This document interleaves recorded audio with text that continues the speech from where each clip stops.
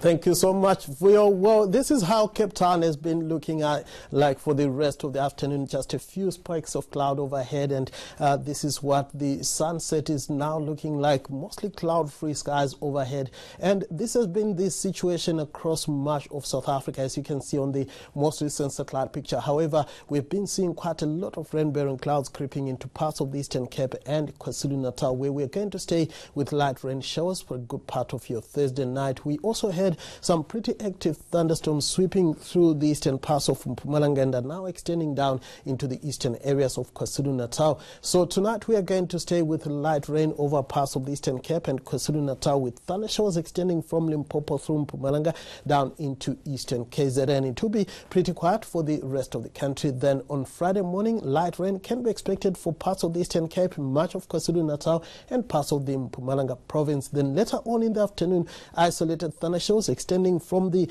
northwest through Gauteng and Mpumalanga down into parts of KwaZulu-Natal can be expected. The thunder showers could also spill into the eastern areas of the Free State and the Eastern Cape and also into western Limpopo. A cooler day is forecast on Friday for the northeastern sections, but it will be mostly sunny and hotter for the western parts of the country. Then on Friday night, we could continue to see thunder showers over much of the interior.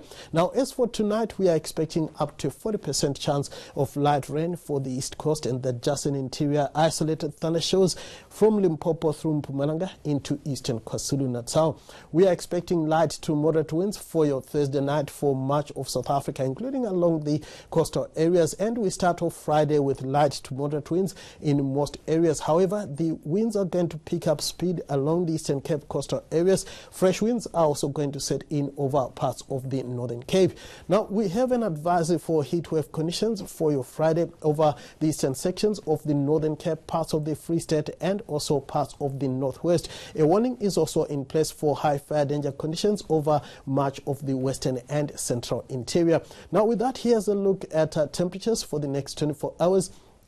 It's going to be rather cool tonight for the western parts, Sutherland, with a minimum of just around 5 degrees, 16 for Cape Town, 15 in George, a bit warmer for Port Elizabeth and East London, and even warmer as we go towards Durban and Richards Bay with minimums around 20 degrees. It will be rather warm as well for the northern parts of the country, where minimums in the upper teens and lower 20s are expected. Then on Friday afternoon, it will be sizzling hot for parts of the Northern Cape, Free State and northeastern South Africa, Appington, hitting the 40-degree mark on Friday afternoon, 36 for Mahikeng, as well as around Lephalale. It will be pretty warm for the KwaZulu-Natal coastal areas and the interior of the Eastern Cape. Cape Town should warm to around 26 degrees. Now, just looking ahead to the long weekend for Gauteng, we're going to be seeing thundery showers with temperatures staying in the lower 30s. On the other hand, we are going to be seeing mostly sunny skies for Cape Town with pretty warm afternoon temperatures hitting to around 30 degrees as we get into Monday. Rather breezy on Sunday for the mother city.